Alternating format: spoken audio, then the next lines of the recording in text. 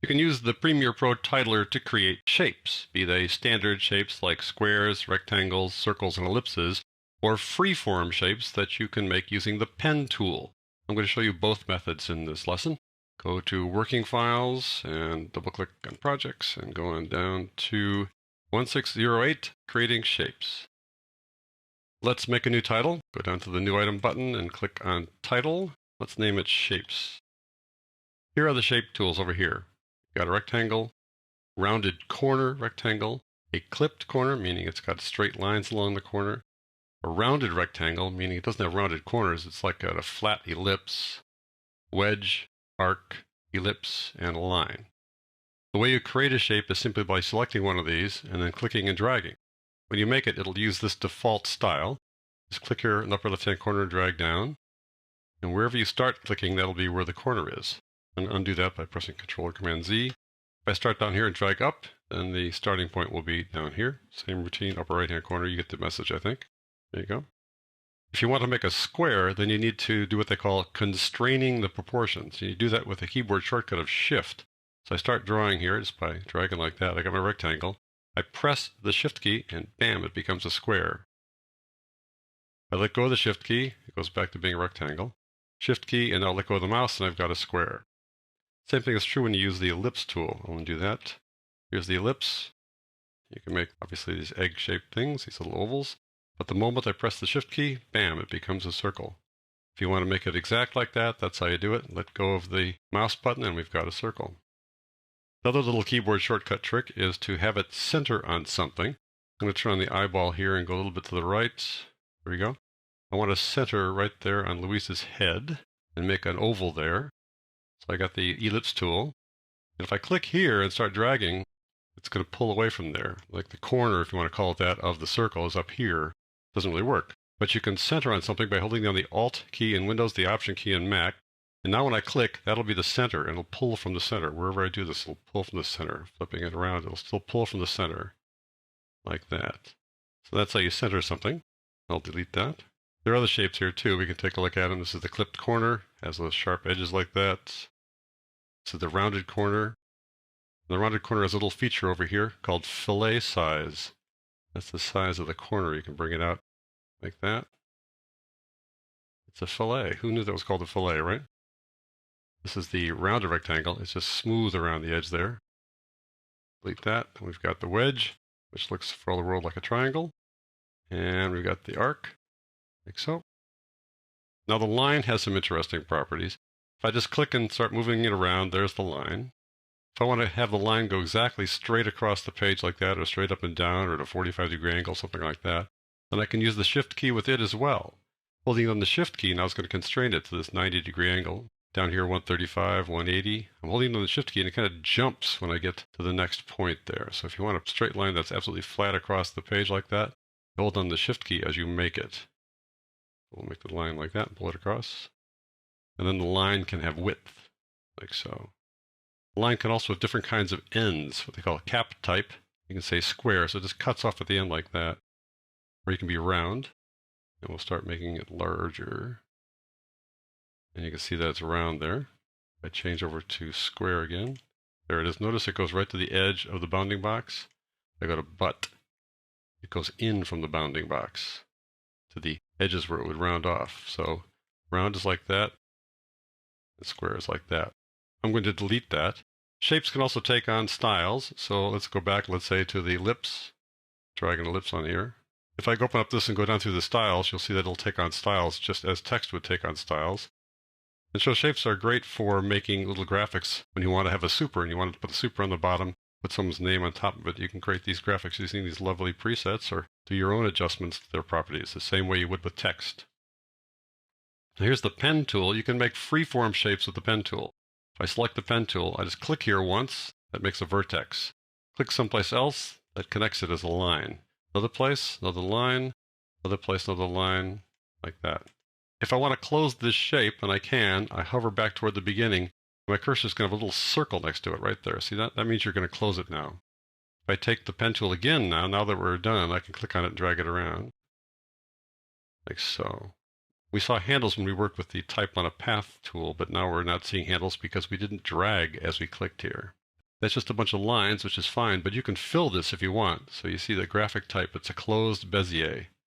Make it a filled Bezier, and now it's all filled like that, which is what you do when you make a mask, typically. And we're going to make a mask here in a second.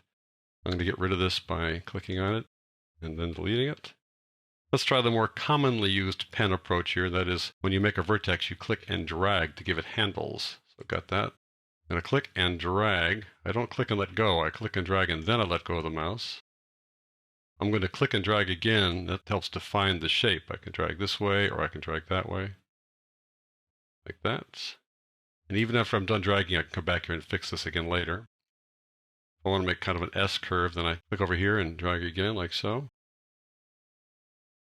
And if I'm done, if I just want to have these lines like this, I just need to click over here someplace, and that now it stops the drawing process. If I kept on clicking, I'd keep on adding more points, more vertices. Now with the bounding box active, I can change the overall size of this by pulling the bounding box up and down, moving it around. I can rotate it, things like that. If I want to work on the vertices, I need to go over and select the pen tool, and come inside here, and then those vertices become active. I can click on one. You do need to be careful here. When you're moving around with the pen tool, you might miss something and have a little X show up there. That X is then going to select a whole new curve, so let's undo that. If I click here, nothing's going to happen because the pen tool doesn't know what's there. You need to tell it something's there by clicking now. Now you can have the pen tool again. Now you see the vertices again. I can drag them like this. Once I click on a vertex, then the handles come on. If I click on this vertex here, for example, its handles come on, and the next vertex's handles come on like that are connected like so. This thing coming out goes to this handle there. This handle over here controls this curve, as do these handles. This handle over here does not control this curve, so let's do that. We want to control this curve on the inside like that. Change the shape of the curve by pulling it up and down. Very much like working with the motion inside the program monitor. If you want to get rid of a vertex, you can click on this little minus over here and hover, and that'll get rid of that vertex. Want to add a vertex, you can click on the plus sign. Just hover over here any place, and you're going to add a vertex to that spot and drag it around. I clicked again, so it added another vertex. Now if I want to stop adding vertexes, I go back to using the pen tool, like that. Now there's this guy here, that's changing the anchor point. I click on that. They call these anchor points or vertices. If I want to change that, right now it's this Bezier curve. If I want to change that, I click on it, but then it becomes a different kind of anchor point. We'll show you how it behaves now. It's now linear going in like that. Little curve coming out because of this curve here, but I changed it from a Bezier curve to linear. Change it back. If I click and drag, then I'll make these handles again. If I want to break one of the handles, I can click on that, and it'll break that one handle. I can control one handle only. Again, similar to working with motion inside the program monitor. Let's make a shape that specifically matches someone underneath it so we can make a mask. So I'll just undo this or just delete this. There we go. Move the current time indicator over a little bit so we can see Louise here. I want to make a mask around here. Now I can just do an oval. Kind of have the oval start right about here. Drag it out like that. If I want to reposition it, I can just reposition it by moving it around. But I want you to use the pen tool here to kind of approximate her outline so we can have the mask more or less match her. So I'm going to click on this and delete it. Use the pen tool instead. Now I'm going to click a little bit outside here and click and drag, click and drag, click and drag like that. Kind of make a simple, not too exacting outline around here with curves in it. There you go. When I get back to the beginning, I get a little circle over the vertex, meaning if you click here, you're going to close it. I need to change this from closed Bezier to filled Bezier. There we go. And if you want to really fine-tune it, you can lower the opacity a bit so you can sort of see what you're doing if you want to move it around or whatever. But we can always adjust this later on the timeline or in the sequence. So back to 100%. There you go. So that's how I use the pen tool to create a mask. But let's make a track mat, because I know track mats are kind of one of those techniques that if you don't do them a couple times, you forget how to do it. So I'm going to show you the track mat here again. Let's close that. I want to put a track mat above Louise so we can highlight her a little bit and kind of tone down the room behind her. So I'm going to go get this Shapes title. I'm going to put it 2 tracks above her. So we want to put a copy of her clip between her. Take this and put it above her like that. Pull it out for the whole length like that. You can see that's going to cover up pretty well. I want to duplicate this video clip. Hold on the Alt or the Option key and just lift it up like that. Let go of the mouse button, and now we've duplicated it. Now I want to apply the track mat key to this upper clip. We're going to attach this graphic to that clip using the track mat key. Just as a reminder how that works. Go to Effects, got my color correction group here. You can find the track matte key in the keying effects, but we've got it down here. I'm going to double click to add it to that clip that's currently active. Now it's there. Click on it. Go to Effect Controls. We're going to say, okay, the track matte is on track 3 here. On 3. I'm going to change this to Luma because we're going to give it a little bit of a soft edge. Now I want to take this bottom clip. We're going to tone it down a bit here, so I'm going to put a Luma curve on it, double-clicking it, tone things down a touch. Now you begin to see the outline that we created for her. Tone it down some more like that, just to make sure it's pretty obvious.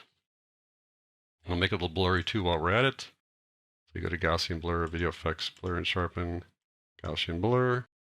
Double-click on that, and blur it up a bit. Now see how hard edge that is there? We're going to change that by applying a blur.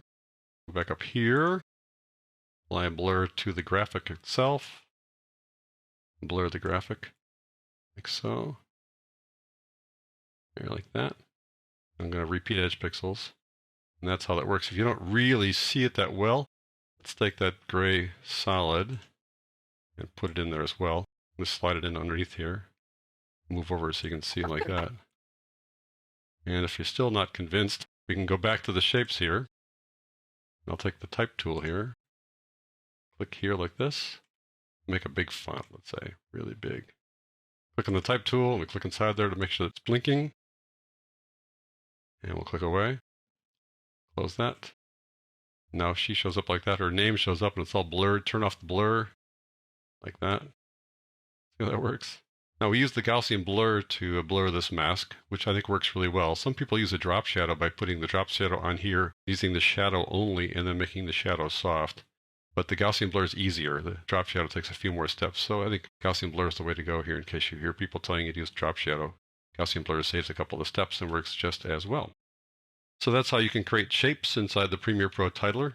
Not only the sort of standard shapes, but use the pen tool to create custom shapes.